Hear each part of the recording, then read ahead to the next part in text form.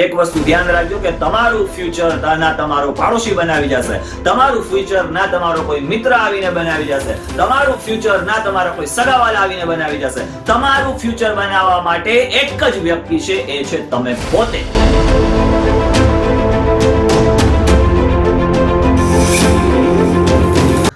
તો મિત્રો ફરી પાછું સ્વાગત છે આપણા સૌની જ્યુપિટર એજ્યુકેશન એકેડમી ચેનલમાં. ઘણા સમય પછી ફરી પાછું આપણે આ ચેનલની અંદર પણ અપડેટ આપવાનું શરૂ કર્યું છે, કારણ કે આપણે થોડાક નિઝામ જેઠવા ચેનલની અંદર બિઝી થઈ ગયા હતા. એટલા માટે કરીને એમાં તો રેગ્યુલર વિડીયો મળશે જ, પરંતુ સાથે એજ્યુકેશનને લઈને, શિક્ષણને લઈને ઘણા બધા ચેન્જીસની સાથે ઘણા બધી ઇમ્પોર્ટન્ટ બાબતોને લઈ અને સ્પેશિયલી આ જે કંઈ પણ એજ્યુકેશન માટે જોડાયેલા વિદ્યાર્થીઓ છે, આ તમામ માટે કરીને આપણે સારામાં સારું આપવાનો પ્રયત્ન કર્યો છે. પરંતુ સૌથી પહેલા મહત્વની બાબત એ હોય કે જ્યારે વર્ષની શરૂઆત થાય ત્યારે અઠવાડિયું આપણે એવું વિચારતા હોઈએ છીએ કે મસ્ત મહેનત કરી લેવી છે, મસ્ત મજાનું કહેવાય ને કે રાત દિવસ એક કરી લેવો છે, અને ત્યાર પછી ચોક્કસપણે સારામાં સારા પેપર ભરવા છે અને સારામાં સારી ટકાવારી લાવવી છે.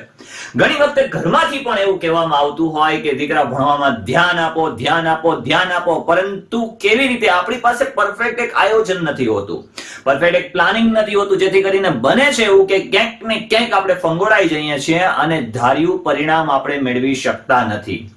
ઘણી વખતે એવું કહેવાતું હોય છે કે મહેનત કરો, સફળતા ચોક્કસ મળશે, મહેનત કરો, સફળતા ચોક્કસ મળશે. જો મહેનત કરવાથી જ સફળતા મળતી હોત તો બનતું એવું હોત કે એક લારી ચલાવનારો વ્યક્તિ છે એ કરોડપતિ હોત, સારામાં સારા બંગલા લઈને બેસો હોત. એક મજૂર વર્ગ છે એ સારામાં સારો કરોડપતિ હોત, સારામાં સારા બંગલા લઈને બેઠો હોત, સારો એવો ઠાઠમાઠ થી રહેતો હોત. પરંતુ હકીકતમાં મહેનત કરવી તો ક્યાં વેમાં કરવી, કેવી રીતે કરવી, કઈ બાબતોનું ધ્યાન રાખવું, જેથી કરી અને સારામાં સારી આપણે સફળતા પ્રાપ્ત કરી શકીએ. સફળતાનો ખરેખર મતલબ છે એ જુદું છે, પરંતુ અહીંયા આપણે એજ્યુકેશનને લઈને વાત કરીએ, શિક્ષણને લઈને વાત કરીએ, તો જ્યારે તમે સ્ટાન્ડર્ડમાં છો, 11th માં છો, 12th માં છો, બીકોમ માં છો, એમકોમ માં છો, બીએ માં છો, બીબીએ માં છો, એમબીએ માં છો, કોઈ પણ ફિલ્ડની અંદર એજ્યુકેશન રિલેટેડ છો તમે, તો તમારે કઈ કઈ બાબતોનું ધ્યાન રાખવું જોઈએ. સૌથી પહેલા તો તમે તમારા વિષય અને તેનો અભ્યાસક્રમ જાણો. ખરેખર આપણને ખબર જ ના હોય, આપણે સ્ટાન્ડર્ડ ની અંદર 11th માં આવી ગયા હોય તો આપણને ખબર જ ના હોય કે કેટલા વિષયો છે, કયા કયા પ્રકારના વિષયો છે. આંકડા છે, નામું છે, વાણિજ્ય છે, અર્થશાસ્ત્ર છે, એસપીસીસી છે, ગુજરાતી, અંગ્રેજી છે. એવી જ રીતે તમે આર્ટ્સમાં અભ્યાસ કરો છો તો આર્ટ્સના વિષયોની તમને ખબર ના હોય. તમે 10th સ્ટાન્ડર્ડમાં ભણો છો તો 10th સ્ટાન્ડર્ડની અંદર આવેલા 7 વિષયોની તમને ખબર ના હોય. તો બનતું એવું હોય કે આ જે વિષય છે એ વિષયની આપણને ખબર જ ના હોય. આ વિષયની અંદર કયા પ્રકારનો અભ્યાસક્રમ છે એની પણ આપણને ખબર ના હોય. અને જો આ બાબતોની ખબર ના હોય તો બનતું એવું હોય કે આપણી મહેનત જે છે એ નિરર્થક બને. એટલે કે સૌથી પહેલા સૌથી મહત્વની બાબત એ છે કે તમારો વિષય જાણો અને તેના અભ્યાસક્રમ વિશે જાણો. ત્યાર પછીની બાબત છે લેખન કાર્ય.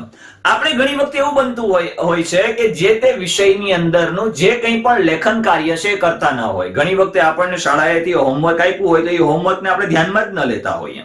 આપણે ઘણી વખતે બનતું એવું હોય કે વારે ઘડીએ એને લખવાનું ન રાખતા હોઈએ. લખવાથી શું થાય તો કે પ્રેક્ટિસ થશે. જેવું તમે અત્યારે કરશો, ઘણીવાર વિદ્યાર્થીઓ વિચારતા હોય એ સાહેબ ઈ તો અમે પરીક્ષા આવશે ને ત્યારે જોઈ લેશું, ભૂકા કાઢી નાખશું, ફાડી નાખશું, તોડી નાખશું, માર્ક્સ આવે શું નહીં, પણ ન જ આવે. કેમ કે તમે સારી રીતે લખાણ કર્યું નથી. હવે ભાષાકીય લખાણ કઈ રીતે કરવું, સામાન્ય રીતે આંકડાકીય લખાણ કઈ રીતે કરવું, નામું છે તો નામાની અંદર કઈ રીતે લખાણ કરવું, ગણિત છે તો ગણિતની અંદર કઈ રીતે લખવું, આ તમામ જે કોઈ બાબતો છે આ બાબતોને તમારે બધાએ ધ્યાન રાખવી પડશે. ત્યારે જ જઈને એમ કહેવાય કે સારામાં સારા તમે માર્ક્સ લાવી શકશો.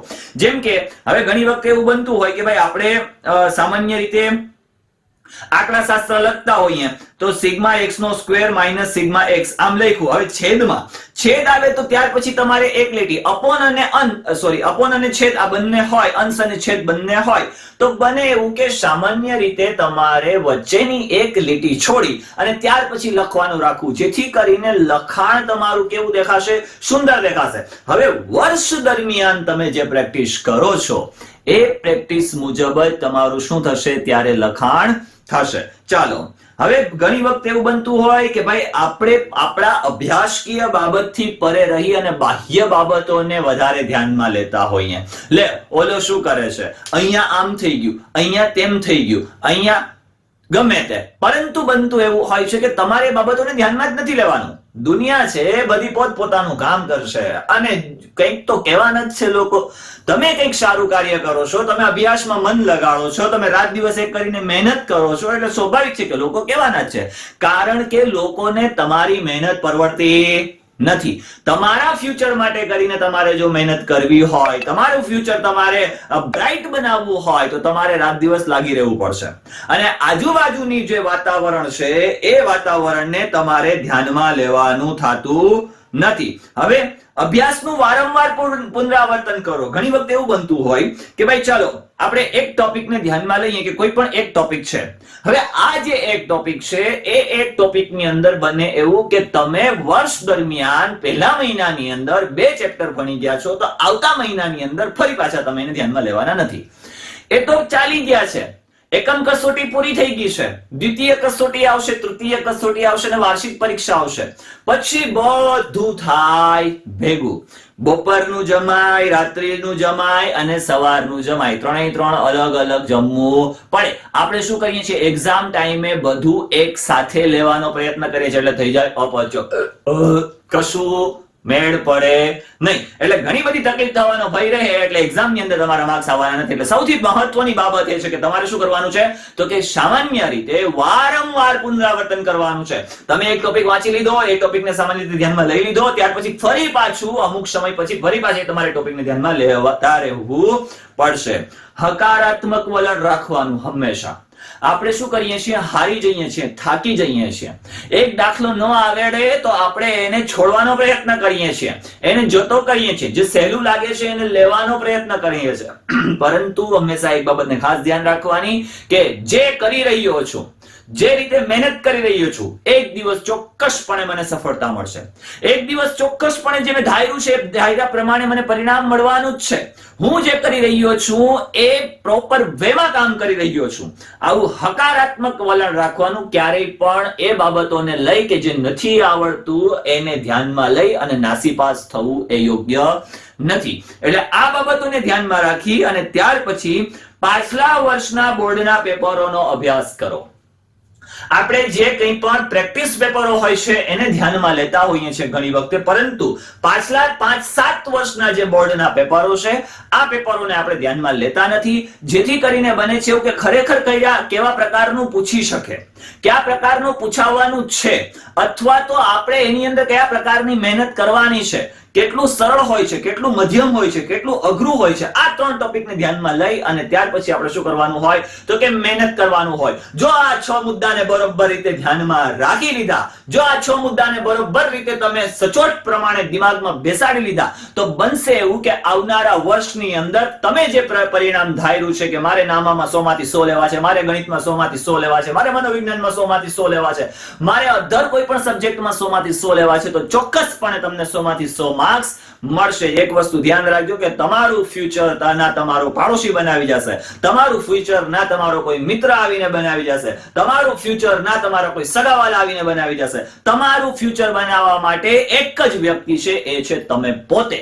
અને મહેનત પણ તમારે પોતાએ જ કરવી પડશે. 24 કલાક ભલે બેસી રહેવું પડે, ચાલશે. 4 કલાક 6 કલાકની માત્ર ઊંઘ ચાલશે, પરંતુ પર્ટિક્યુલર વેમાં, પ્રોપર વેમાં મહેનત કરશો તો બનશે એવું કે તમે ધાર્યું પરિણામ મળશે. અંતે ये राहें ही ले जाएगी मंजिल तक, तू हौसला रख, कभी सुना है कि अंधेरों ने सवेरा ना होने दिया. આજે અંધકાર છે, આજે કંઈ નથી આવડતું, તો બનશે એવું કે તમે સતત મહેનત કરશો, સખત મહેનત કરશો, તો જે નથી આવડતું ને એ પણ સહેલું લાગવા માંડશે. જેનાથી તમે ડરો છો એ પણ તમારી પાસે આવીને કહેશે, લે ભાઈ તને હું જ દેખાયો, તારે મારી પાસે મને જ સોલ્વ કરવાનું હતું. એ પણ કંટાળી જાવો જોઈએ દાખલો કે હું આના હાથમાં ક્યાં ચડી ગયો. જ્યાં સુધી સોલ્વ નહીં થાય ત્યાં સુધી આ મૂકશે નહીં. તો મિત્રો આ બાબતોને ધ્યાન રાખી અને ફટાફટ અભ્યાસ કરવાનું ચાલુ કરી દો. શું થઈ રહ્યું છે, શું થવાનું છે, બધું ભૂલી જાઓ. આ છે આજનો ઉપયોગ કરવાનો છે, ફૂલ મહેનત કરવાની છે અને ધાર્યું પરિણામ મેળવવાનું છે. અને તમારે તમારા સમાજનું, તમારા ગામનું, તમારા જિલ્લાનું, તમારા તાલુકાનું, તમારા શહેરનું, તમારા દેશનું નામ રોશન કરવાનું છે. તો લાગી જાઓ, મળીએ છીએ ફરી પાછા આપણે નેક્સ્ટ વિડીયોમાં ઘણા બધા એવા ટોપિકો સાથે, ઘણા બધા મુદ્દાઓ સાથે. આપણી ચેનલ ઘણી વખત એવું બનતું હોય કે આપણી પાસે બીજો સ્કોપ ન હોય એટલે બીજી જગ્યાએ આપણે પડ્યા રહ્યા હોય. આજ તમારી પાસે નિઝામ સરનો એક સ્કોપ છે. આવી જાઓ, જોડાઈ જાઓ, તમારા મિત્રોને પણ જોડી દો એટલે ઘણું બધું તમારી સમક્ષ હું લઈને રજૂ કરું. ચાલો તો લાગી જાઓ ભણવામાં અને ફૂલ મહેનતમાં. મળીએ નેક્સ્ટ વિડીયોમાં.